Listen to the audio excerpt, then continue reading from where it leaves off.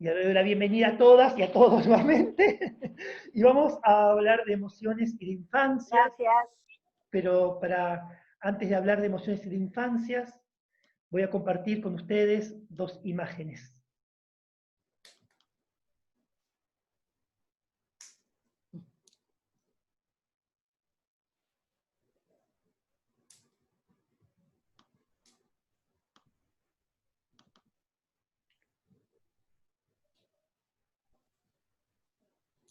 Ahí estoy yo cuando tenía 2 años.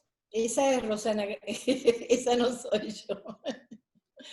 Bueno, son fotos que quiero mucho. En una estoy bailando y cantando, en una época en 4º grado, cuando viví en Resistencia durante ese año. Y en la otra estoy con mi mamá y mi papá, tengo 2 años ahí. En Cruz Alta, el pueblo donde yo crecí, en Córdoba, y viví hasta los 17 años. Yo le propuse a Claudio empezar esta charla con un texto que escribí, humildemente, digamos, porque no soy escritora, pero un texto que de alguna manera es como mi guía para poder hacer un anclaje desde qué lugar hablo cuando hablo de emociones y de infancias, y ya sea en mi tarea como artista o como en la vida cotidiana. Así es que les propongo leer este texto y después de este texto abrir como las preguntas o la conversación más que las preguntas, ¿no? ¿Te parece bien, Claudio? Sí, me parece perfecto. Bueno, entonces allá vamos. Igual, mientras vas leyendo el texto, podés también, si querés, yo te puedo hacer preguntas, o te puedo también, si querés parar algo del texto y aclarar algo también, abrir el texto, puedes hacer. Sí, el texto tiene algo casi como si fuera un largo cuento, Dale. con que tiene como que va y viene, así que después vamos. Cuentan que hace miles de años, todas las noches, luego de la jornada, hombres, mujeres, niños y niñas se juntaban alrededor del fuego a contarse las cosas que habían hecho durante el día. Una noche había un hombre muy triste porque no había cazado ni siquiera una mosca, y le tocaba contar en una época tan antigua que no existía ni siquiera la mentira. Sin embargo, cuando comenzó a hablar, dicen que contó la historia más maravillosa que se podía haber escuchado. Contó sobre los tigres más peligrosos con los cuales había tenido que pelear. Habló de los precipicios más profundos, de las montañas más altas, de los ríos más anchos. Al final, confesó que no había podido traer nada porque después de enfrentarse con los animales, había peleado contra otra tribu valiente, numerosa, igual que la de ellos. Todos se quedaron en silencio, mirándolo fascinados, encantados, y le pidieron que volviera a contar la historia. Y él entonces la contó una y otra vez, hasta que salió el sol. Esa noche, cuentan los memoriosos, nació la literatura. Es decir, entonces, que la literatura nace de la oralidad, y que cada uno de nosotros y nosotras está constituido y habitado por las palabras que nos dijeron desde incluso antes de nacer, las que nos arrullaron, nos dibujaron con los dedos de una mano, nos leyeron. Dice Somerset Maugham, cada uno de nosotros es lo que es, y es la ciudad o la granja donde aprendió a caminar, y los dioses en los que creyó, los juegos que jugó, las comidas que comió, las personas que amó y lo amaron, los poemas que leyó, las canciones que lo acunaron y muchas cosas más.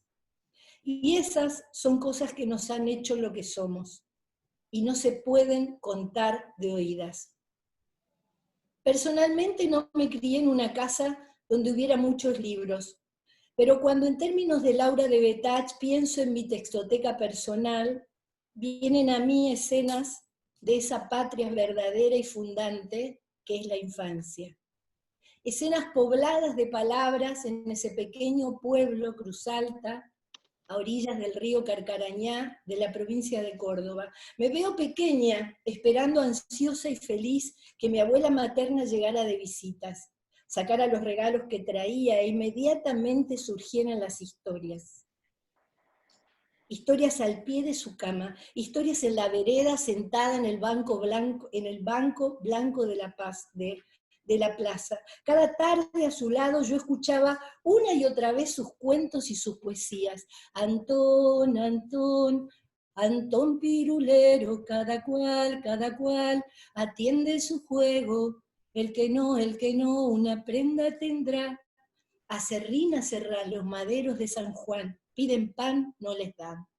Piden queso, les dan hueso, y les rompen el pescuezo. ¿Por qué le rompen el pescuezo, abuela?, le preguntaba yo. Eso es otra historia, me decía mi abuela. Me veo también en las siestas de Córdoba, en la cama grande, con mi abuela paterna, que apenas tenía primer grado. Mi abuela jugaba con las palabras tiradas en la cama mirando hacia el techo. Una vieja y un viejo se fueron a lavar las medias. La vieja lavó las blancas. El viejo, risas de mi abuela. Nunca me decía la parte que faltaba. Cuando fui más grande entendí que ahí estaban las malas palabras. El viejo, las bolas negras. Risas y más risas. Veo, ¿qué ves? Una cosa maravillosa. ¿De qué color? Azul y blanca. Risas y más risas. La voz estridente de mi padre, que cada mañana antes de irse a trabajar cantaba una historia. Historias de Malena, de la mascarita que no encontraba en el carnaval. ¿Por qué los tangos, pensaba yo, cuentan historias de desamores de todas esas mujeres abandonadas? He llegado hasta tu casa y no sé cómo he podido, si me han dicho que no estás, que ya nunca volverás, si me han dicho que te has ido. Y el silbido de mi madre mientras hacía las camas y las rondas en los recreos en la escuela. Martín Pescador, me dejará pasar, pasará, y hasta el último quedará. Los párrafos de Lorca, que la señorita Juanita, bajita y estricta, me hacía aprender para la velada. La luna vino a la fragua con su polizón de nardos. El niño la mira, el niño la está mirando. Tantas palabras, todo ese universo de palabras. Ahí está mi patria en mi infancia, en el aroma de los choclos que hervían en la gran olla de la cocina a leña. En la charla improvisada con mi abuelo italiano que en su cocoliche, mientras me cantaba, me pelaba una naranja. Contame, abuelo, otra vez, le decía yo. Y ahí mi abuelo me contaba la historia de ese barco que había atravesado el océano y lo había traído con sus hermanos, su madre y su padre. La violeta, lava, lava azul campo que ley sin soñaba, él era su Yenjin que la remiraba. ¿Quién era la Violeta, abuelo? Violeta era la mujer que lavaba la ropa a orillas del río y le cantaba a su amor soldado que no sabría si volvería de la guerra. Tantas palabras, tan habitadas de palabras. Podría seguir evocando cientos de escenas para que a partir de allí, desde esa emoción antigua, pudieran visualizarse cientos de encuentros amorosos, a mi modo de ver, fundantes e insoslayables. Uno de ellos, este encuentro con las palabras, esas que apenas llegamos al mundo y antes tienen el olor antiguo, que están ahí, antes que nosotros, todas las que designan el mundo, todas las que dicen o ocultan el destino de las generaciones que nos han precedido, así como los deseos que nos han hecho nacer y que comprometen buena parte de nuestro destino. A cada uno de nosotros y nosotras, cuando llegamos al mundo, nos toca encontrar nuestro lugar en ese lenguaje, en ese universo de palabras, situarnos en él, volvernos sujeto, componer ese nido, esa guarida, donde vivir nuestras propias aventuras y tragedias. Inmenso trabajo psíquico, mucho más allá del aprendizaje de las sílabas y las letras que después la escuela intenta enseñar. Es imposible volver a encontrar la emoción que debió de suscitar en nosotros cuando éramos niños o niñas el misterio de las palabras escuchadas. Es complejo evocar la fascinación que sentíamos por esas sílabas ininteligibles que nuestra madre canturreaba mientras nos bañaba. Duérmase mi niña, ¿qué tengo que hacer? Lavar los pañales y hacer de comer. Es complejo, dijimos, evocar esas antiguas emociones que fueron fundantes.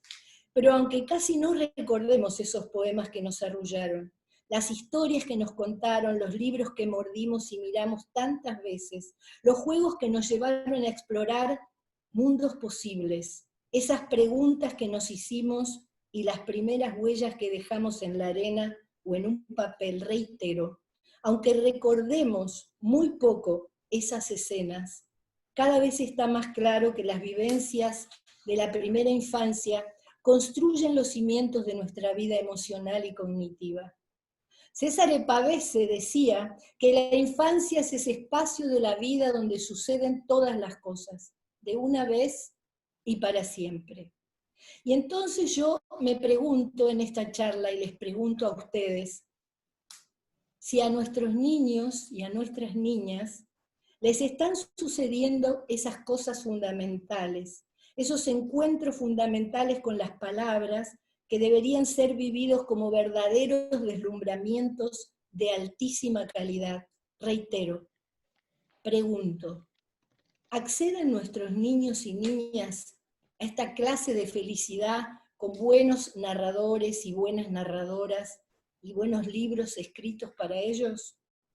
Graciela Cabal, en una de sus maravillosas disertaciones en el Foro de Lectura de Resistencia Chaco de Mempo Giardinelli, decía: el derecho de los niños y las niñas a ser felices y a emocionarse una y otra vez con buenos y excelentes libros para ellos, con buenos narradores. ¿Está escrito ese derecho?, decía Graciela, bien clarito. ¿Está escrito en algún lado? ¿Quiénes lo garantizan? Es cierto que vendría a ser como un resumen de todos los otros derechos, pero yo, decía Graciela, por si acaso, lo preferiría con un número, el número 1, y con unas letras grandes y fosforescentes para que nadie se haga el distraído, para que nadie se piense que la felicidad de los buenos libros y de los encuentros gozosos es cosa de ricos, y ya sabemos que los ricos son pocos, y que para los pobres, y ya sabemos que los pobres son muchos, ese tipo de felicidad es un lujo o un pecado. Cierro comillas. Yo agregaría que cuando decidimos de forma profesional o espontánea realizar propuestas creativas en torno a la narración oral o al teatro, y nuestro universo son las infancias, ¿desde qué imaginario sobre las mismas abrevamos? ¿Es suficiente con la buena voluntad, con la bondad, con el afecto, con la gracia, con el donaire? ¿Es suficiente con la intención de animar y divertir? ¿Es suficiente con el afecto? Rotundamente pienso que no es suficiente. Pienso que cada vez que uno decide narrar o leer para niños historias, es importante pensar en lo fundacional de ese acto precioso en el que les acercamos un tesoro de palabras e imágenes, para que puedan apropiarse y enamorarse de ellas, para no sentirse desnudos o para enfrentar sus propios demonios. Saber además que para algunos niños y niñas muchas veces ese espacio que nosotros propiciamos constituye, en términos de Graciela Montes, la gran ocasión. Yo agregaría quizás la única. Para algunos es la única, de compartir ese espacio de palabras que quizás lo ayuden a fabricar recuerdos a los que volverán mucho tiempo después. Y vamos a contribuir también a abrir espacios propicios al juego, a la ensoñación, al pensamiento, a la exploración de ellos y del mundo. Habremos contribuido a presentarles el mundo para hacerlo un poco más habitable. Por eso, reitero, me parece sustancial poder garantizar que esos encuentros gozosos conlleven como prioridad la idea de que cuando lo hacemos estamos compartiendo poesía, arte y belleza, en lugar de ser subsidiarios de lo educativo que nos impone que cada cuento debe tener en sí un valor, y que por sobre todas las cosas nos corramos del prejuicio y el estereotipo de lo infantil a la hora de elegir tanto los cuentos como las puestas que hacemos de los mismos. Para terminar, me gustaría quedarnos con estas palabras de Graciela Cabal a modo de metáfora de lo que para ella significaban las lecturas y los cuentos. Dice Graciela Cabal: yo también, al igual que Borges, me figuraba el paraíso bajo la especie de una biblioteca, y usé y uso la literatura oral y escrita como huida, como escudo contra los miedos y desconsuelos. La niña diminuta que se protegía del frío con un pétalo de rosa, las chicas March regalando su desayuno de Navidad, el barco de polvo de oro de Peter Pan que yo veía y veía navegar en el cielo cada vez que me asomaba a la ventanita del altillo de mis abuelos. Y después, más tarde, Remedios, la bella, llevada por un viento irreparable entre el blanco aleteo de sábanas con olor a sol. Puertas a un mundo donde todo es posible, muchachas harapientas que se convierten en reinas, sapos que en verdad son príncipes, el vertiginoso espectáculo del universo encerrado en una pequeñísima esfera tornasolada. Cierro comillas. Ustedes saben, y yo sé, que para vivir, para pensar, para conversar con alegría, y también para cuando nos acercamos a ese público tan bello y fundamental que son las infancias, hay que tener siempre, siempre un poquitito la cabeza en las nubes y por supuesto la emoción y la niñez interna intactas. Muchas gracias.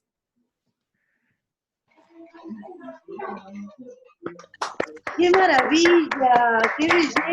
Gracias. Muchas gracias.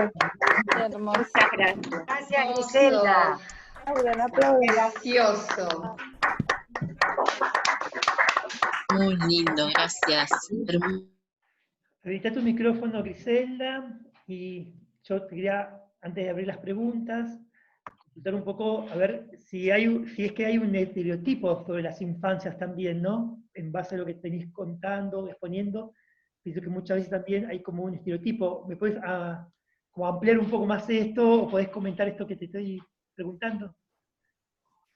Sí, bueno, hay estereotipos para todos en esta sociedad y por supuesto los niños y las niñas no se salvan de esos estereotipos. Cuando me refiero a eso es esta idea edulcorada o romántica de lo que implica ser niño o niña en este mundo, cuando lo que yo pienso, no lo que yo pienso, yo abrevo en un montón de filósofos y psicólogos y sociólogos que son estudiosos de lo que implica ese estadio de la vida en la que dependemos absolutamente de los otros, esos otros y otras son los adultos, en primera medida los que nos rodean en primer momento, y después ese mundo que se va ampliando, esos territorios de los que hablamos en el Congreso, que son infinitos y múltiples.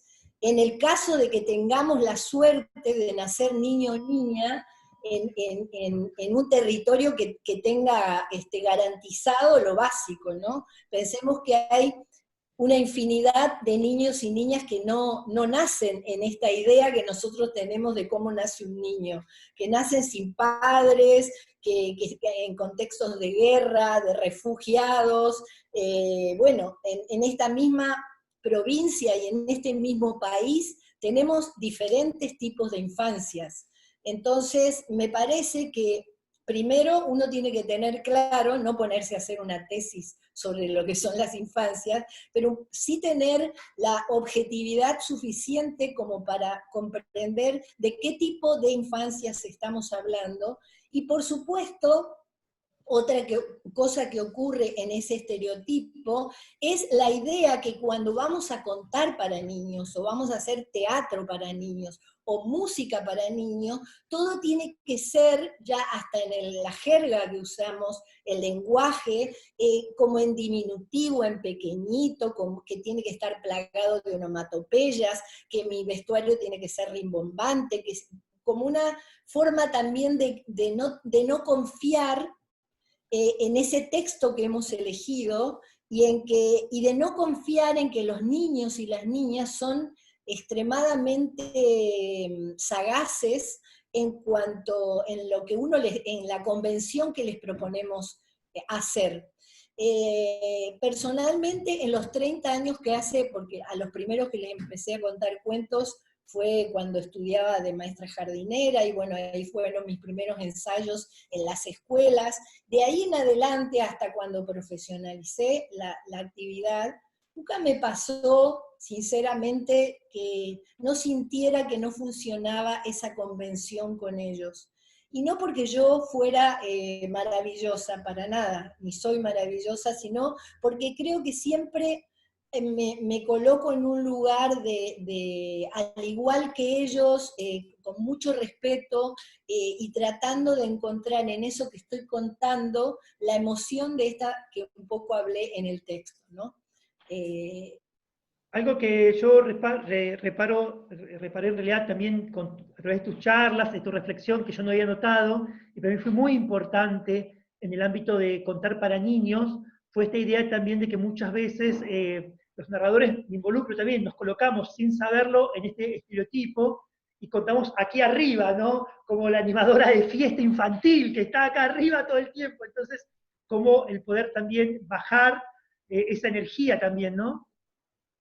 Yo también creo que hay mucho miedo, ¿no? O sea, es como que yo me encuentro con un montón de narradores o gente que hace teatro que dice es que me da tanto miedo que se levanten de la silla, que empiecen a hablar, como que es un público insurrecto, que no sabe de normas, ni convenciones, ni códigos, y en cierto modo es así. O sea, el público adulto puede estar ante lo peor que le pasó en la vida en el escenario, pero no, es muy raro quien se va a levantar y se va a ir. En cambio, cuando tenemos niños y niñas del otro lado, digamos, si no gustó, no gustó, y ya están distraídos y se levantan, pero no porque tengan una hiperquinesia en la genética, sino porque creo que no está funcionando, porque además otra cosa que hacemos es, los que vamos mucho a las escuelas, llegamos en esos contextos donde quizás no hubo una preparación previa, entonces llegó el narrador, es como que llegó el divertimento, pero que también es un perfil que nosotros abonamos, como que llegó la carroza de la alegría, y no tiene nada que ver con eso. Nosotros vamos a compartir ese espacio que, bueno, ya creo que en el texto que escribí lo digo de forma redundante, ¿no? Por eso creo que también hay que tomarse un largo tiempo en encontrar esos cuentos que a uno lo enamoran, en el que uno no va a necesitar pensar en cuánto aditamento le tiene que poner al texto para que funcione. Yo veo que hay gente que toma textos que son malos textos, porque hay buenas historias y malas historias, y entonces lo llenamos de entradas en el medio, de salida, como si fuera un arbolito de Navidad, y como para que funcione ese texto, ¿no? Y yo siempre digo que si uno encuentra un buen texto, con todo el tiempo que implica en llegar ahí, que es un enorme trabajo, funciona, y no necesito convertirme en la señorita alegría, digamos, ¿no? Bien. Voy a leer algunos comentarios aquí del chat interno. Dice Ilse, dice muchas gracias, Patri Brouca, muchas gracias, Elba Adorable, Liz dice bellísimo el texto. Bueno, Cristina Molinati, hermosa reflexión, es la esencia para quienes narramos o atendemos niños. Bueno, varios comentarios. quiero abrir el espacio de preguntas para Griselda o lo que quieran compartir. Pueden levantar la mano, yo los voy pasando las pantallas, somos 84 en la sala, tengo 4 pantallas, así que voy intercalando las pantallas para ir viendo quién está en sala. Y aquí levantó Alejandra Jiménez, date el audio, Ale. Hola Griselda, Alejandra de Tucumán. ¿Cómo estás, ¿Cómo te querida? va? Las empanadas Bien. más ricas que comí en mi vida. Las empanadas de piernas abiertas. Y el sándwich de milanesa, no se olviden. Tal cual, tal cual. Ay, hermoso todo lo que nos leíste, realmente nos transportas a la infancia, porque muchos hemos vivido cosas parecidas, ¿no? Y yo me quedé acá pensando, ¿no? Cuando vos decís, por favor, Horacio, por favor, cuando vos hablabas de esto, de que todos de alguna manera tienen un estereotipo y que los niños no escapan a eso, ¿no? Pero será también que esas pequeñas vidas no son de alguna manera formateadas por los adultos en sus estereotipos, digamos, inocentemente, ¿no? Sí, claro, a eso me refiero. El estereotipo, ¿qué es lo primero cuál es la primera? Que nosotros le depositamos. Claro. Es formatear, porque eso nos tranquiliza, nos dice, es como cuando uno dice, voy a ir a contar cuentos. Bueno, ¿qué edades tienen? Y ya quiere llenarse de elementos para sentirse uno seguro. Y yo digo, porque lo he probado, no hablo de la teoría, hablo de la práctica. Yo he contado cuentos para niños en la cárcel de adultos, de hombres adultos, por ejemplo. Y he contado, no voy a contar el túnel en una salita de 5, pero he leído a Lorca en la sala de 4 y en la sala de 3 cuando he ido a los jardines. Y he puesto canciones infantiles en espectáculos en la cárcel de mujeres, digo porque trabajé mucho tiempo en las cárceles también, no sé si mucho tiempo, pero durante mucho tiempo he ido periódicamente a esos lugares y no voy con el combo y el formato de decir, acá cuento esto, voy por acá o voy por allá. Cuando en las escuelas te dicen, no tenés una que favorezca el valor de la amistad, el valor de la solidaridad. Esta cosa subsidiaria para enseñar valores. Cuando estamos hablando, lo mismo, como yo hago teatro para niños, pasa en el teatro, ¿no? Que se arman esos canon de lo que sí se puede leer y no se puede contar. Entonces, bueno, ni hablar ahora con toda la cuestión de la diversidad y todo eso, hay como momentos en que uno dice, bueno, a ver qué va a pasar. Yo siempre recuerdo una escuela donde yo conté un cuento que me encanta, que es El Topito Virolo, y la maestra, los chicos se reían, y cuando me fui de la escuela, en la puerta la maestra me felicitó y me dijo, qué lástima que hable de la caca, porque qué cosa la caca, qué cosa más de mal gusto, me dijo ella. Y otra vez, que es otro cuento que cuento de medio pollito, también las maestras me cuestionaron la palabra culito, ¿no? ¿Qué quiero decir con estas dos anécdotas? Y podría contar un montón. Estamos llenos de formatos de lo que se puede, no se puede, lo que se debe, no se debe, de lo que un niño es y necesita. Entonces, todos vamos a acordar en que un niño necesita ser cuidado, alimentado, pero cuando hablamos de las otras cosas, digo, bueno, entrar en ese corset, me parece que nos encorseta justamente la cabeza, y si hay algo que le hace daño al arte, es encorsetarnos, ¿no? Entonces, bueno, a eso me refería, ¿no?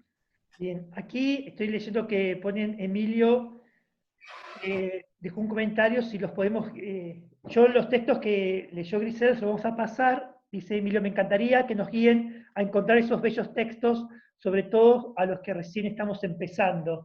Yo el material que les voy a pasar, además del texto de Griselda, Griselda hizo 2 citas ahí de Graciela Cabal, de 2 textos, uno que se llama El derecho a ser feliz. Y el otro, que bueno, esos textos yo se los pongo completos, los tengo en PDF, se los voy a poner en PDF los 2 textos, porque el libro está descatalogado, La emoción más antigua, es un libro que no se publica más ya, es un libro bellísimo, de teoría, escrito por Graciela Cabal. Esas 2 citas les voy a poner el texto completo para que lo tengan. Acá Manuel Peña, y después le doy la palabra a Roxana del Castillo y a Claudia Cardinale, que levantaron la mano. Manuel, interesante lo que pusiste en el chat, date el audio. Sí, no, lo que puse en el chat, que el texto de Griselda, y te felicito, me encantó escucharte, Griselda, nos invita, nos convoca a todos para escribir nuestros propios recuerdos de infancia asociados a las palabras, las canciones que escuchamos, los cuentos que nos dijeron, los murmullos que había en la casa, las frases que nos dijeron y que forman el acopio de nuestra propia infancia. Y por eso que hoy día somos narradores, promotores de lectura, escritores. Hoy día trabajamos con las palabras porque en nuestra infancia nos formaron así, sin proponérselo nuestros padres. Pero sí tuvimos un corro de palabras, de versos, que gracias a tu charla de hoy día aparecieron esas palabras en mi mente, y esta misma noche voy a empezar a hacer ese recuento para escribir también un texto tan lindo como el tuyo. Gracias. Gracias, Manuel. Gracias. Roxana del Castillo, date el audio. Ya. Sí, te escucha. Gracias. Hola, Griselda, ¿cómo estás? Hola, mi amor. Nada, una felicidad verte. Bueno, más que nada agradecerte porque yo sé el trabajo, bueno, lo pude ver, pude participar de la Ruta del Cuento, un laburo maravilloso que hacen ustedes todos los años, llevar los cuentos a los pueblos en misiones, y para mí fue una de las mejores experiencias que tuve.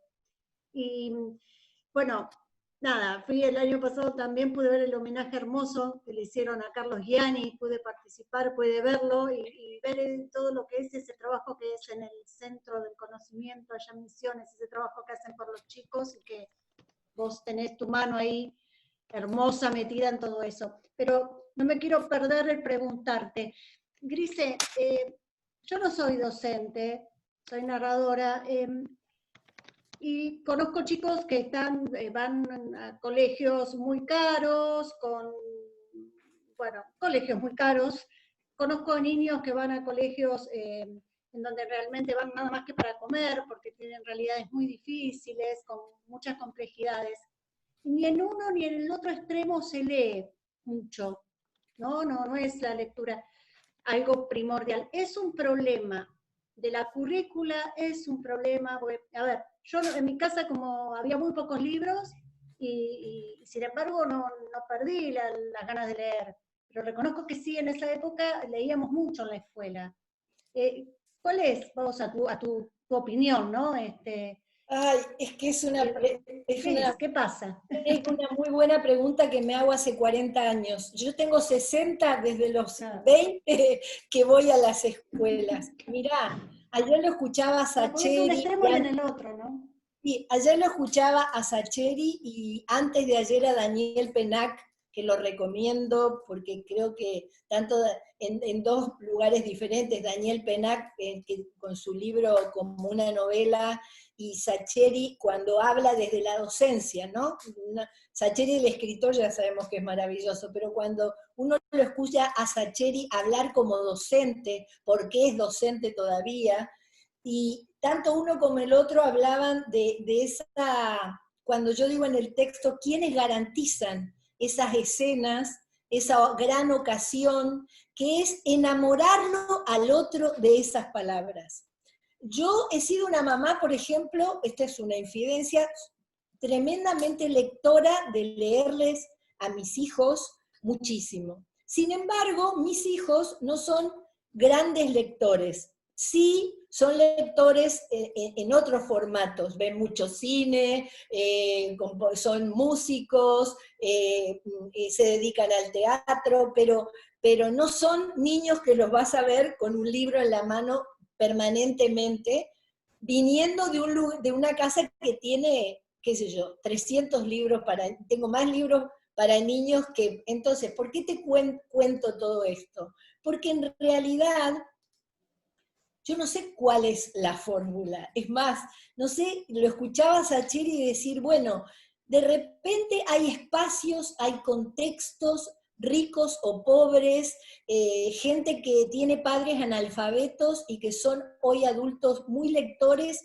porque en la biblioteca popular a la que iban a hacer las tareas, se encontraron con una persona con la que hubo una comunión en relación a la lectura. Uno cuando lee la obra de Michel Petit, con todo su trabajo antropológico en los márgenes de París, las bibliotecas de París con la gente muy, muy marginal, bueno, ahí están esas historias de que es como un misterio. Por otro lado, Michel Petit dice una cosa que a mí me encanta. Ella dice, estoy en contra de la dictadura de que todo el mundo tiene que leer y que a todo el mundo le debe gustar la lectura. Ella dice, si bien leer nos constituye desde otro lugar en el mundo, uno también puede desarrollar otras formas de entender el mundo, de pensar y de ser feliz en la vida. Es más, Michel deconstruye la idea de que uno es mejor persona porque lee. A mí me encanta esa parte cuando ella dice, Sí, y lo de... Hitler era un buen lector y fue lo que fue.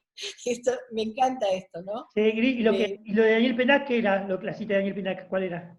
Daniel Penac es maravilloso y lo recomiendo. Daniel Penac cuenta su historia, que fue el peor alumno de la clase, pero no en primer grado, en toda la escuela primaria, y hizo eclosión al peor alumno en la secundaria.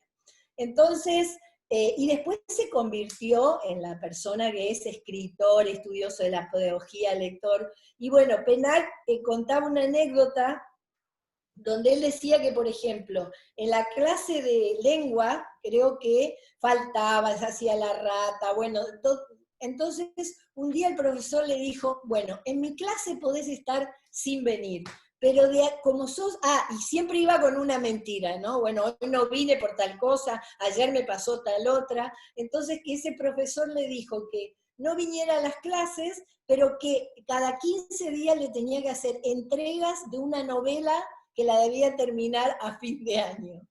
Y entonces él empezó a escribir, gracias a ese profesor que lo miró cuando todo el mundo lo tenía de descarte y de no recuperado, y empezó a escribir y a interesarse por la lectura y la literatura, y en realidad se hizo escritor, y cuenta que fue ese profesor el que lo colocó. ¿Qué quiero decir con esto?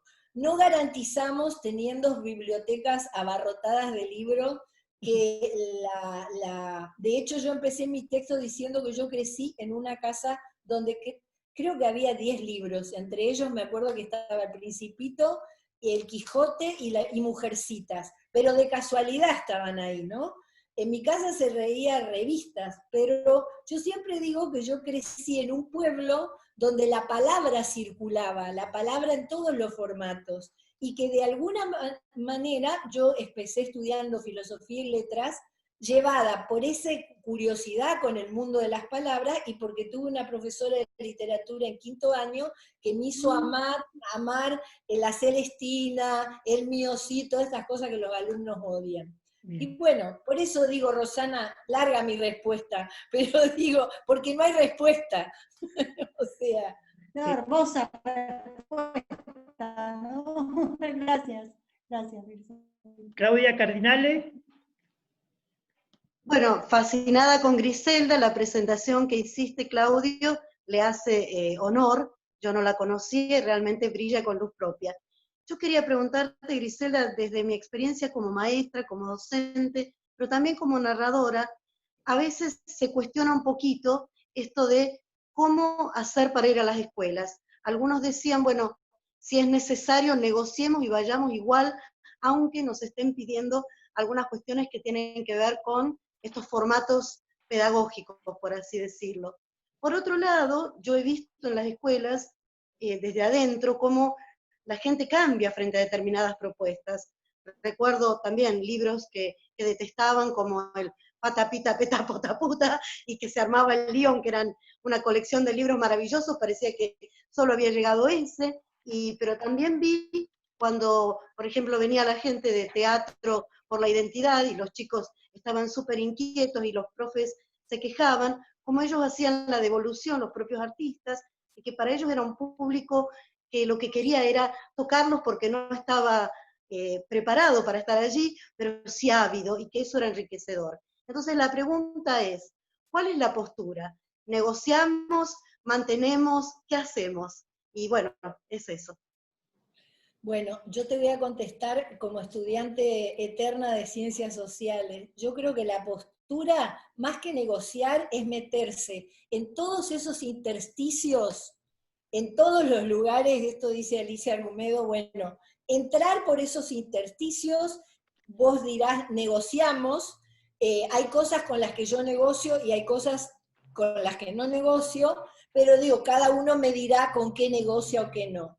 Eso por un lado. Por el otro, ir, no dejar de ir. Yo recorrí esta provincia con el bibliomóvil de la Biblioteca Pública de las Misiones, que lo agradezco, porque no solo me hizo conocer esta provincia, porque yo no soy de acá, sino que recorrí desde las comunidades en Vía Guaraní, las comunidades rurales, y conocí palmo a palmo las diferentes infancias que tiene esta provincia, y fui probando, negociando, volviendo y decir voy por acá o voy por allá.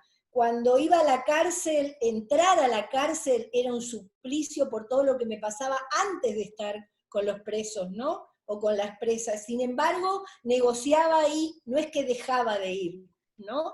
Igual uno se cansa y ya sabemos. Ahora, a mí me parece también importante deconstruir esta idea de que llegó la diversión. Hacer de que leer un cuento no es un hecho extraordinario, sino que debería ser un hecho cotidiano. Yo quiero mucho a los docentes, yo soy docente, pero creo que en la escuela casi no se lee. Y con esto no estoy, y digo, así como digo que creo que en las familias casi no se lee. Entonces digo, por ahí una fórmula sería ver que la lectura es algo natural. De hecho, en los países donde los adultos son más lectores, que leen en los medios de transporte, leen en las casas, los niños y las niñas son más lectoras. Pero bueno, ahí ya nos estamos metiendo en el territorio de la lectura más que de cuando somos narradores y narradores, que son como dos caminos distintos, ¿no? Que se fusionan, que se complementan, pero que debería... ¿Crees que esto también es un aporte para los docentes? Porque yo he sido una maestra que quería leer y me decían que no, si no era con esto, con aquello, y cuando llegó Emilia Ferreiro nos dio permiso para otras cosas. Digo, ¿no puede esto también ser un punto de partida para las docentes, los profes de lengua? Eso me pregunto. No entiendo cuando decir esto. ¿Qué es esto? Esta llegada nuestra con esta propuesta, no del divertimento, sino de la literatura. Totalmente. Lo que yo digo es que desde las políticas públicas, la lectura, se habla mucho de la lectura, se habla mucho de la compra de libros, se habla, pero digo, en la práctica no se problematizan las prácticas cotidianas, y con esto no estoy demonizando a los docentes, digo, no condice todo lo que vamos diciendo en torno a la lectura con lo que en la práctica sucede con la lectura. Es más, Tonucci siempre tiene una frase que dice, ¿cómo puede ser que en un mismo curso se les debe leer el mismo libro a todos los niños? Es la cosa más aburrida del mundo, ¿no? Vieron que hay como 5 libros que se leen en 4º grado, en 5º grado, todos los niños leen el mismo, cuando cuán enriquecedor sería que cada niño pudiera elegir su libro para después compartir. Digo, no hay más cosa más linda que ir al cine, ir a una fiesta, leer un libro y tener con quién compartirlo. Y la idea del compartir alienta y crea el deseo. Digo, ¿cómo uno va a un restaurante rico a comer? Cuando te contaron y te contagiaron ese deseo del que habla Paulo Freire también, de lo rica que es la comida ahí. Bueno, con la lectura me parece que no hay secretos, ¿no? Me parece que es lo mismo, pero como parece como algo extraordinario, aparece... Tengo acá dos preguntas, una de Jimena Fernández y después Vita Hotberg. Jimena, date el audio, te escucho. Ya tienes el A audio. ver, Ya está, ahí estoy, ahí tengo el audio. Bueno, yo más o menos lo que preguntó Claudia, yo iba también por ese lado, pero me quedé pensando en lo que hablaba Roxana de esto de que yo sí soy docente hace 21 años, y me parece que lo que planteaba también Griselda en un punto es esto de, primero, que no todos van a leer, y que está bueno que a lo mejor hasta el cuento que el narrador lleva los despierte a ver una película, no sé, a ir a buscar otros modos de leer, ¿no? Y el hecho de que yo creo que si a uno le gusta leer, me parece o le gusta contar, o es eso lo que transmite, es el mediador en todo caso, que puede ser el docente. Por eso, cuando fuiste respondiéndole algunas cosas a Claudia, yo fui como repensando mi pregunta, y te quería preguntar cómo estableces vos el vínculo con las docentes, o con los mediadores, o con los bibliotecarios, al momento de ir a contar. ¿Vos hablás previamente con ellos,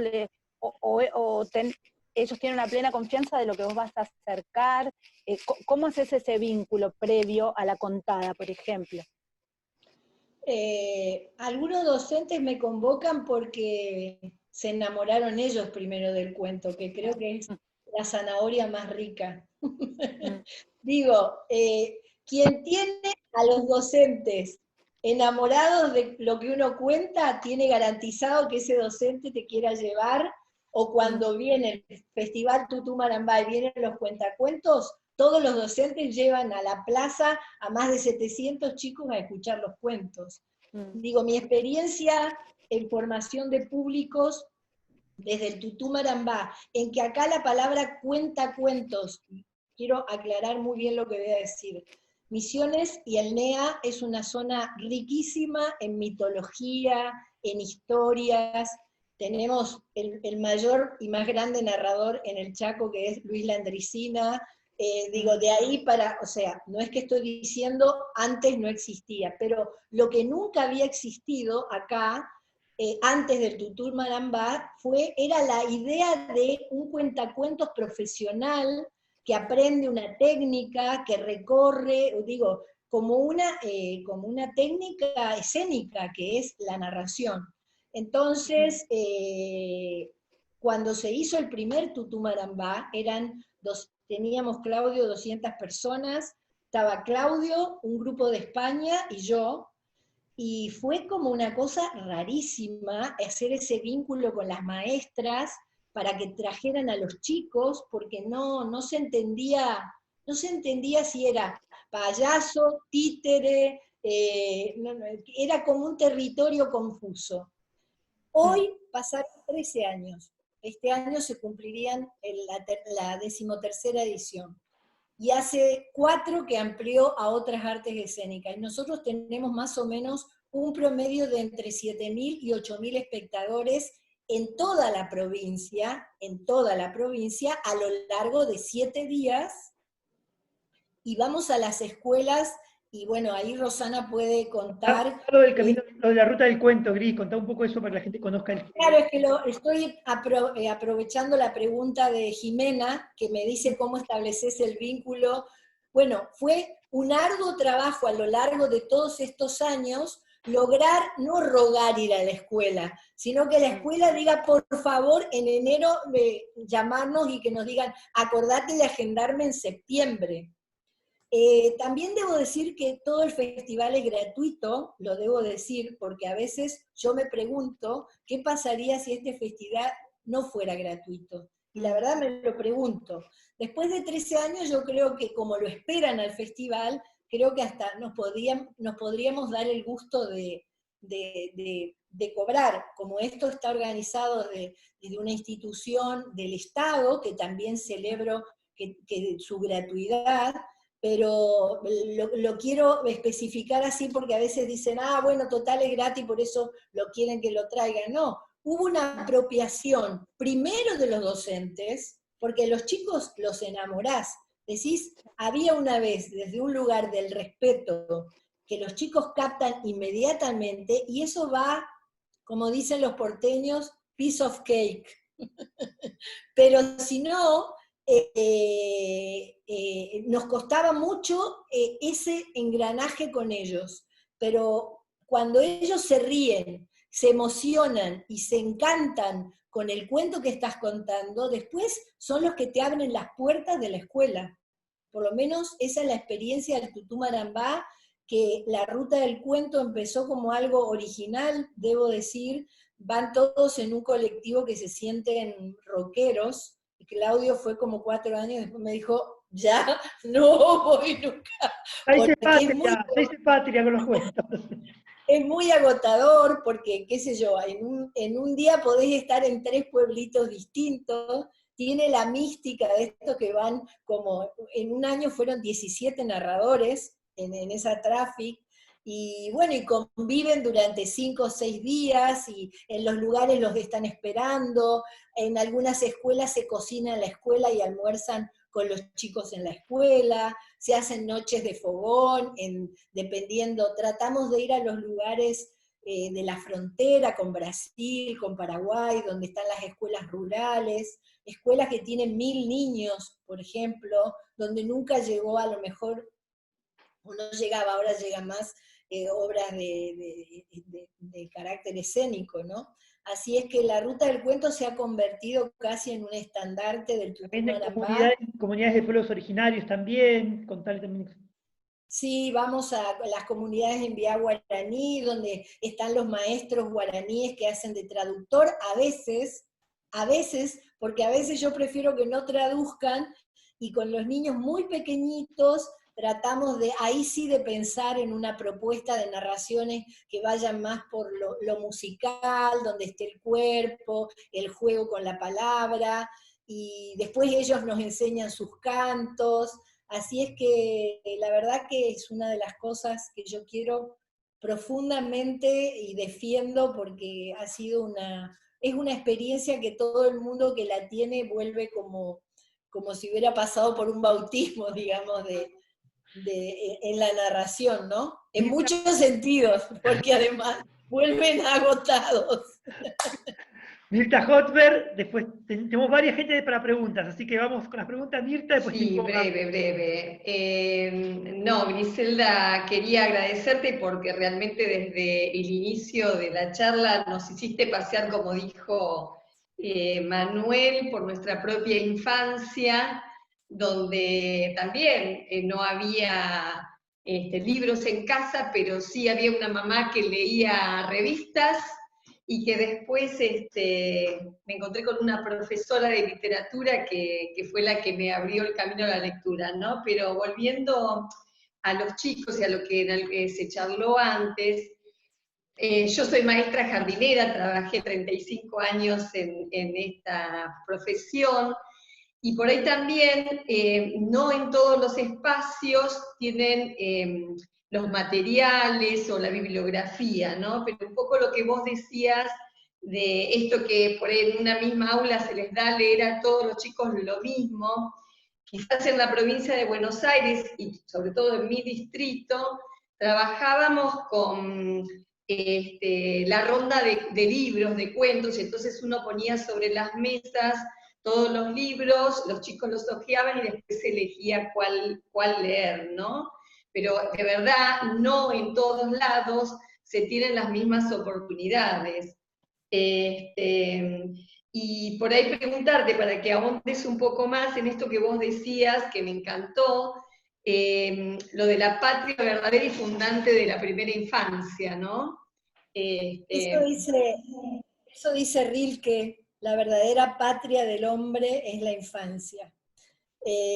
Nosotros acabamos de hacer desde el área de infancia un video que deconstruye un poco, cuando fue el Día de la Bandera, esta idea sagrada de que la patria son, porque los chicos ya para ellos la patria son la escarapela, la bandera, San Martín, el caballo, Belgrano, y no esa cotidianeidad en la que vive, porque ¿qué es la patria? Es los aromas con los que crecimos, esto que dice, ¿no?, tan claramente. y entonces te lo voy a responder con este trabajo que hicimos, que si entran a la fanpage que dice área de infancia del Parque del Conocimiento, van a encontrar un video que hicimos con los niños de la Escuela de las Primaveras y de 2 de Mayo, que son escuelas que están muy en la frontera con Brasil y que hablan mucho un portuñol, es decir, un castellano, un español que está mixturado con la cadencia brasilera, y a su vez, como son todos hijos de colonos polacos, alemanes, tienen como una forma de hablar. Bueno, y la consigna para ellos fue una carta imaginaria a Belgrano. ¿Qué le dirían ellos a Belgrano hoy? Entonces cada uno escribió sus cartas y nos mandó con sus telefonitos los audios compartían ahí los telefonitos del maestro y demás, y con el telefonito que tuvieran tenían que filmar lo que para ellos era la patria cotidiana de ellos. Los invito a que miren ese video, que es brevísimo, pero es cómo un niño mira lo que es su patria, que es su entorno, que es en lo que cree, lo que añora, con lo que sueña. A ver, sí, vamos con más cortas las preguntas, que tengo como 5 preguntas en fila ahí. 5 preguntas que me están reclamando. A ver, Sol Argallo. Hola, bueno, yo decirte nuevamente que divina todo lo que estás diciendo, y cada vez que se abren nuevas preguntas aparecen otras en mí para decir lo que dijiste recién de la patria y pensar un poco los actos, ¿no? Que por ahí se habla de que se logra la libertad y no se habla de lo que es la libertad y el hecho de ser libres, ¿no? Bueno, yo lo que quería decirte en esto de que hablabas de esto de que por ahí que contarle a los niños y cómo llegar a ellos, y de no buscar esta forma de que todo endulcorado, ahora con esto que se está viviendo, que nosotros, yo que trabajo en 2 bibliotecas, yo soy profe, vengo desde la música, y que empecé a hacer el mismo trabajo que hago con los chicos de la biblioteca desde mi casa, con los libros, y bueno, y son las familias que hemos tenido repercusiones con las maestras, con las que yo les mando audio, les filmo a los chicos los libros, como los cuento ahí, y bueno, con libros como La canción de las pulgas, como Rey Rey, como El Topito Virolo, que muchas familias, al abrirse esto ya a nivel familiar, muchas familias encontraban que estos libros, uno que decía puta, el otro que hablaba de la caca, y el otro que hablaba de 2 reyes que se terminan dando besos. Entonces digo, es como me gustó mucho esa palabra que usaste al ir metiéndote en esos intersticios de ver cómo se puede ir armando estas familias que hoy por hoy, al escuchar ellos estos cuentos, que tal vez antes con los chicos era más fácil trabajarlos en el colegio, en el aula, y después ellos iban a contar a su manera cómo interpretaban, es un trabajo como de hormiga, ¿no? Esto de entrar a familias con historias o con cuentos que por ahí están censurados desde la familia, y cómo proyectas vos en tu trabajo esto, ¿no? Que es una cosa por ejemplo, el tema de la educación del ICI, del ESI y todo eso. Bueno, esa sería la pregunta. Y voy probando, Sol. Sí, me imagino. Como hacemos todos. No voy a decir el lugar, ni voy a contar el hecho, pero hace unos 6 años, en una escuela secundaria de la provincia, entonces así, despisto, no voy a decir de la ciudad, de la provincia, yo leí Rey y Rey. Etapa superada, porque como hablábamos ayer con Claudio, ya Rey y Rey hoy está como viejo, o sea, perimido, digamos, ¿no? Pero los que me cuestionaron por qué había leído ese libro no fueron los profesores, fueron los alumnos. Y estamos hablando de chicos de 16 años. Entonces, era en un lugar en el interior acá, y me acuerdo que eso desató un debate, por suerte, afortunadamente, porque bueno, ellos usaron calificativos muy fuertes de por qué yo había elegido, literalmente dijeron, ¿por qué usted cuenta un cuento de gente enferma? Pero chicos, adolescentes, entonces eso abrió todo un debate, yo después ya me veía expulsada porque cuando yo voy de forma independiente no importa lo que pase conmigo, pero cuando yo voy en representación de una institución, la verdad que ahí la cosa se complica, ¿no? Y me parece que lo que uno tiene que hacer es, en todos los casos, probar, ir, venir, tampoco violentamente imponer una cosa. Por otro lado, creo que hay libros y libros que trabajan sobre la diversidad y todo lo demás. Yo siempre digo que yo no busco los cuentos me encuentran a mí, porque de hecho yo he tenido cuentos guardados que nunca se me hubiera ocurrido contarlos hasta que un día empiezo a contarlos y se convierten en mis cuentos amados. Y no porque un cuento hable de la diversidad es un cuento literariamente bueno. Primero quiero decir esto, está bien, porque si no contradigo lo que dije antes, ni para los valores, ni para instalar un tema. De repente elijo cuentos que de forma metafórica instalan la pregunta, porque yo digo, mi tarea de artista, más que dar respuestas y ir a trabajar esto, es generar emoción, y si de la emoción sale la pregunta, que los niños se pregunten cosas. Creo que por ahí va el camino a la hora de que yo elija esa... No sé si contesté, Sol, un poco lo que me preguntaste. Vamos con Ana María Balcar, que respondió ahí. Uy, date el audio, Gris. Activa tu audio. Ana María pidió la palabra hace rato, Balcar, y después Nando Lobón. Y después Andrea Aguirre. Hola, Griselda. Yo soy bibliotecaria en 2 escuelas primarias acá en Paraná. Y mi primer meta fue entusiasmar primero a los docentes. Yo veía que los chicos no se entusiasmaban con la lectura, pero porque los docentes no querían tampoco leer. Ojo que yo también soy docente de música, pero desde la realidad de las áreas, no le gustaba. La hora de biblioteca, el maestro se quería ir entonces, a la sala de maestros a tener su hora libre. Entonces, de a poquito fui interesándome por los gustos de ellos, qué les gustaba leer, de los docentes, y fui conquistándolos a llevarlos a leer a ellos, y en mis propuestas para los alumnos que sean interesantes para el grupo. Entonces, ahora ya hace muchos años que estoy trabajando en la escuela, y están todos muy enganchados, o sea, para mí fue una alegría muy grande el haber descubierto eso, que una vez que vos lo acercabas al docente, para los chicos era mucho más fácil.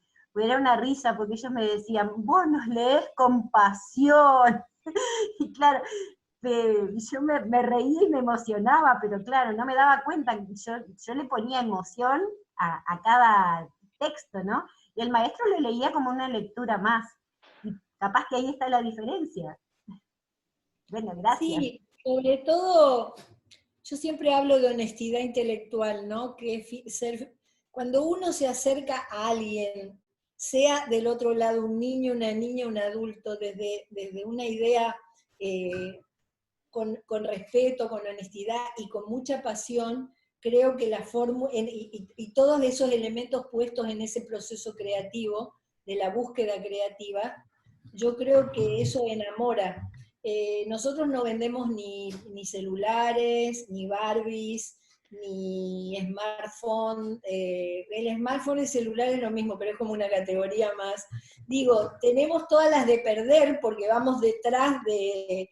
Vendemos palabras, vendemos emociones, y yo soy no creo en este discurso que se dice que los niños ya no compran ese tipo de cosas. Yo sí que compran, entre comillas. Yo creo que la compran la convención, disfrutan de la convención, siempre y cuando del otro lado haya verdad. Verdad en el sentido más filosófico de la palabra, ¿no? Que es lo mismo que me pasa a mí como espectadora, cuando yo escucho un narrador, una narradora que está parado desde la verdad y desde la honestidad artística, ¿no? Y eso no significa que sea Alfredo Alcón, que también demitificar esto, ¿no? Nando Lobón. Bueno, dale, gracias.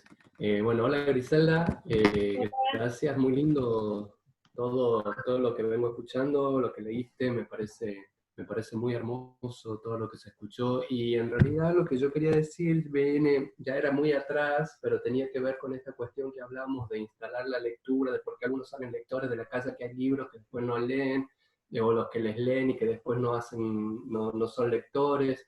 En mi caso en particular, yo cuando vos leías lo tuyo de la infancia me remontaba a mi abuela, que también se sentaba mi abuela a contarnos historias de miedo a la noche con mis amigos del barrio, y creo que de ahí me nace a mí esta cuestión, siempre lo digo, del relato, ¿no? Y con respecto a esto de la lectura y demás, creo que lo que quería apuntar era, como vos dijiste, creo, en un momento, que cada uno interpreta o reinterpreta el mundo a su manera, y por ahí cuando a uno le acercan un libro, o la lectura, o los cuentos, o lo que fuere, después termina siendo otra cosa, o sea, lo termina transformando en otra cosa eso. En tu caso, tus hijos música, yo me fui por el teatro.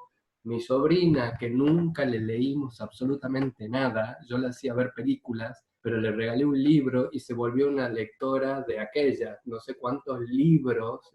Para sus 15 años pidió plata para comprarse libros, no fiesta, ¿entendés? Entonces creo que va por ahí. Es como que a mí lo que me sonaba es como que cada uno tiene ya dentro suyo como algo latente que despierta cuando alguna punta del arte aparece y se dispara y se va, no necesariamente hacia ese lugar, pero sí adentro del arte alguna de las ramas que es la que tiene uno dentro.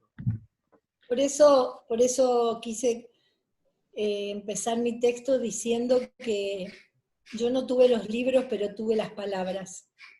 Creo que tener las palabras para un niño, fíjense que adicción quiere decir sin palabras, lo no dicho. Adicto es lo sin palabras, ¿no?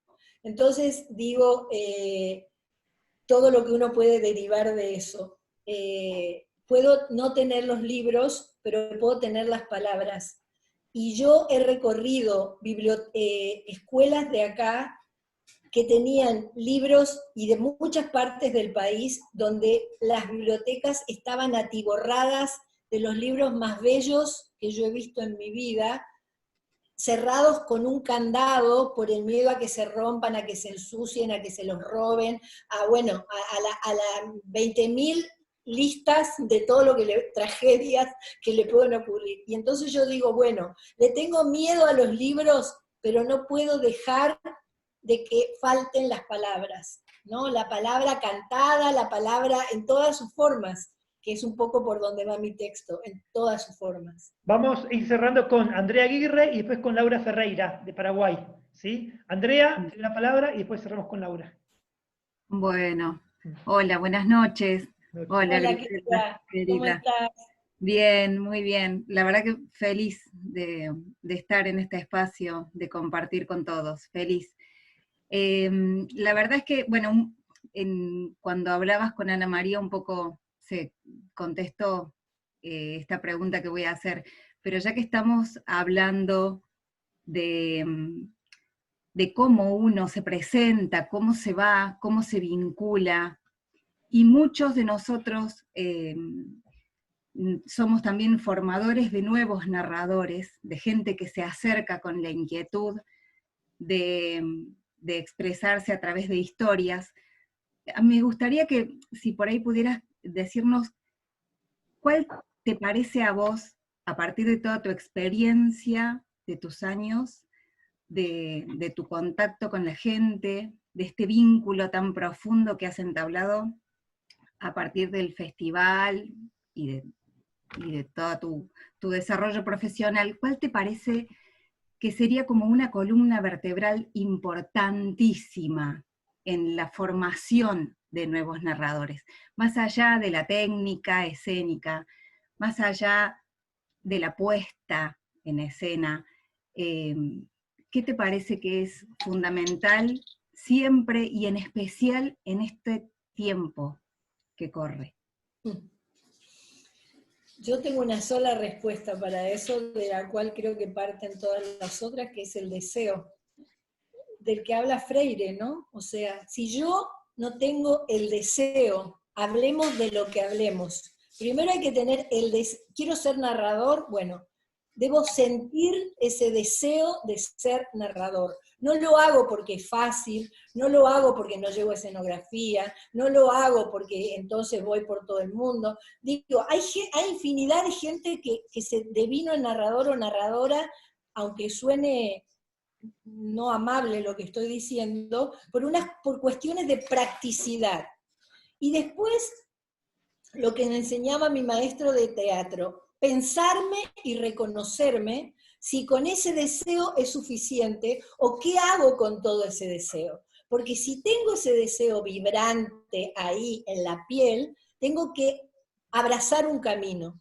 Y ese camino implica todos los tips que están en libros, en talleres, que significa ser una buena lectora, ser tan buena lectora que puedo tener un ojo crítico a la hora de hacer la curaduría, tener la paciencia de esperar esa comunión y ese enamoramiento. Yo esto no lo digo como una frase hecha, lo digo, realmente creo que uno se enamora de un cuento y por supuesto tiene que haber una técnica. Yo soy durísima en el sentido que yo no me operaría con alguien que no hizo la carrera de medicina y es cirujano. No me operaría, y creo que ninguno de los que están ahí tampoco lo harían. Entonces, ¿por qué livianamente uno piensa que así, porque hago un taller o porque me gustan los chicos, entonces de un día para el otro yo me convierto en abrazo una técnica, digo yo, a mí no se me ocurriría bailar el lago de los cisnes, porque no me estaría dando ni el cuerpo,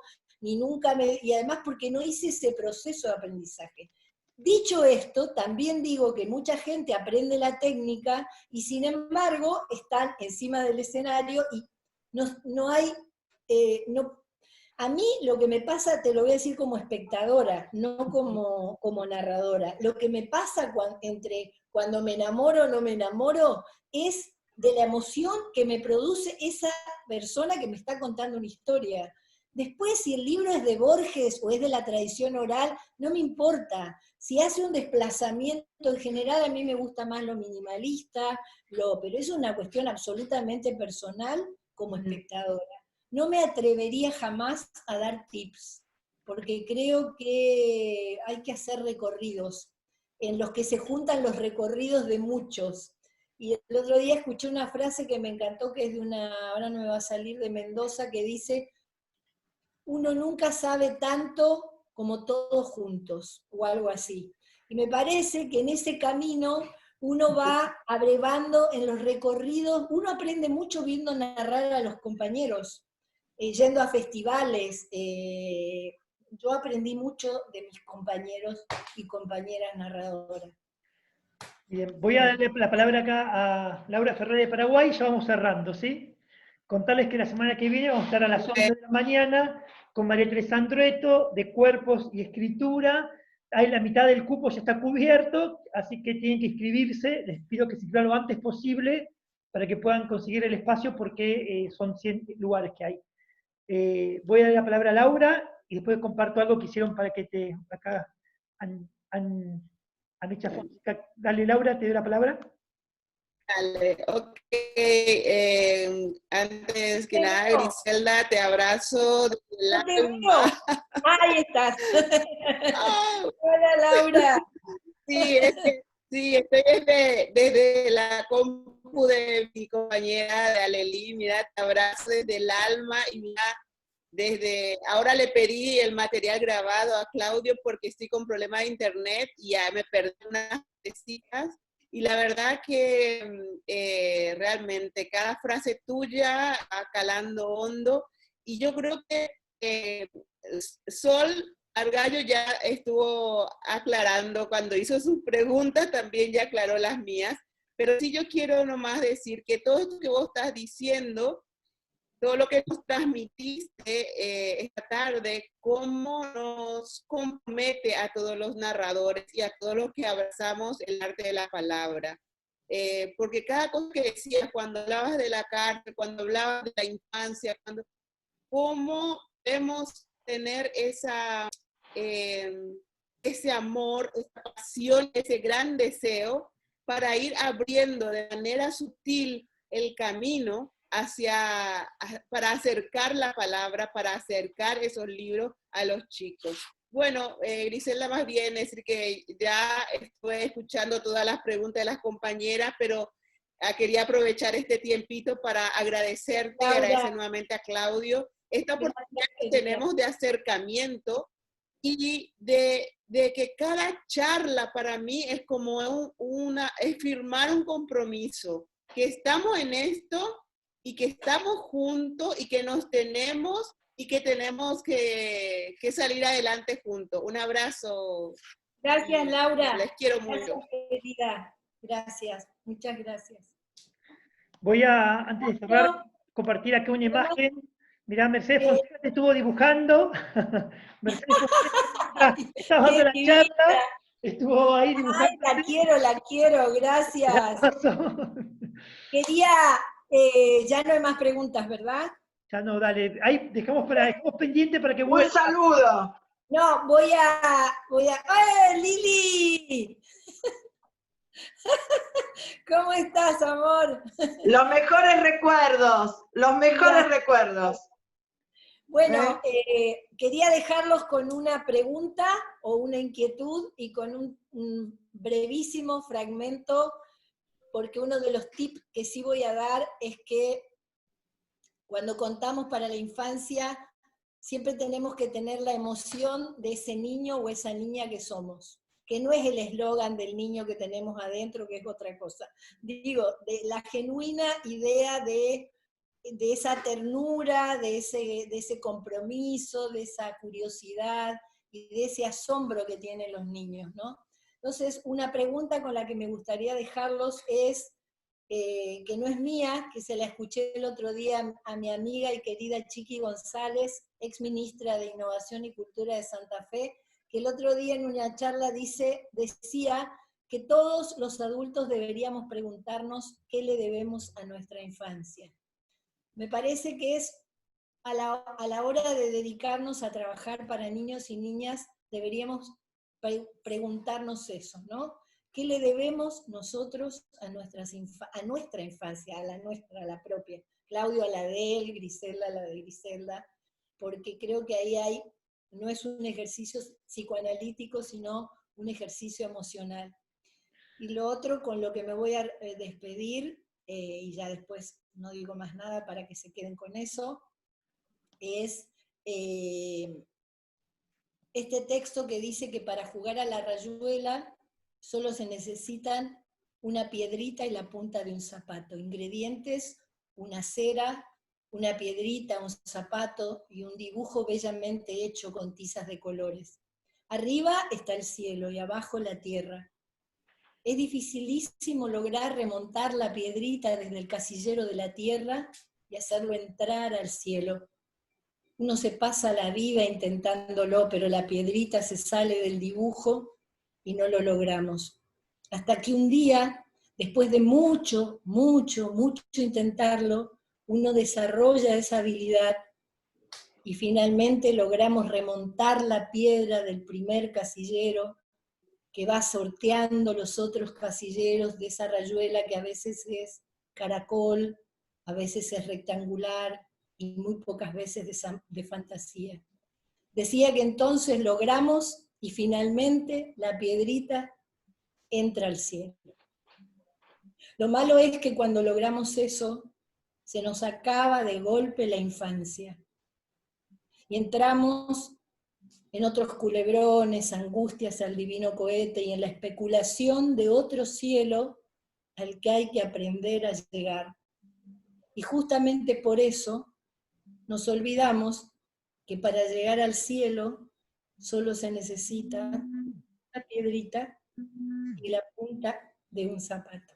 Muchísimas gracias.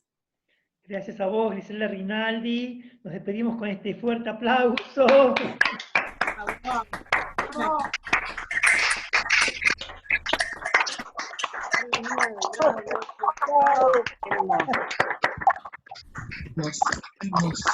Felicitaciones.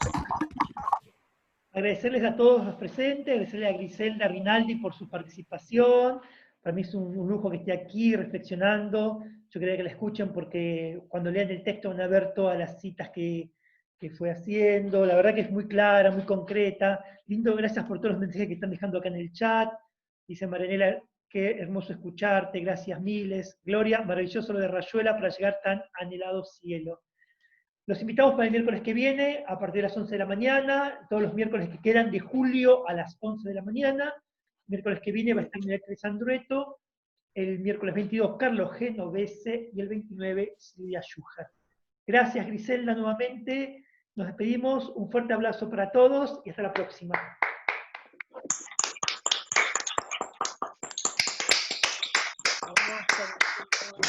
Gracias. Gracias Marisa, gracias Andrea Aguirre. Quería decir algo, gracias Claudio, gracias. Y gracias a Luciano Pichili y a Florencia Pichili, que no solo me sostienen el alma, sino que han armado esto como para que yo me sienta una niña querida y cuidada. Así que, un aplauso. Gracias.